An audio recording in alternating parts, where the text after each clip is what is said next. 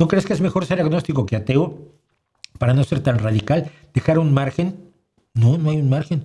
Para no parecer fanático y por si acaso, que no hay acaso, no hay por si acaso. Mira, lo voy a explicar todas las veces que sea necesario. Esta debe ser la 56 o 57.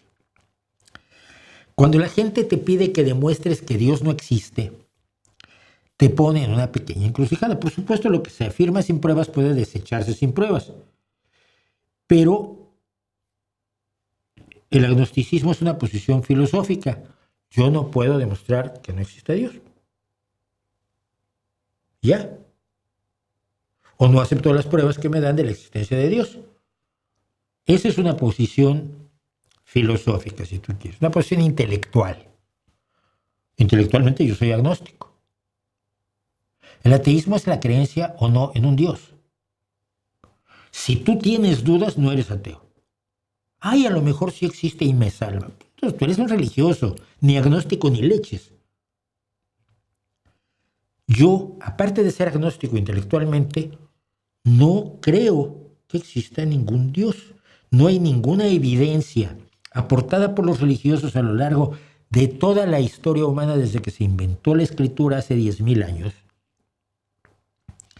Ni una sola evidencia que indique que razonablemente podría existir una deidad con las características que en cada religión le dan a su deidad. Son distintas. ¿Cómo le llamas a alguien que no cree en Dios ni en el por si acaso? Yo no es parte de mi cotidianidad, no es parte de la forma en que veo la realidad, no es parte de la forma en que concibo las soluciones a los problemas de la humanidad, no es parte de lo que veo como forma de resolver problemas, no es parte de lo que veo como forma de incrementar la bondad, la ética, la moral, el bienestar, la convivencia, la hermandad, la fraternidad, la justicia, la decencia y la solidaridad entre humanos. En todo eso se puede mover fantásticamente bien sin la presencia de una deidad, de un ser sobrenatural imaginario. Eso se llama ser ateo.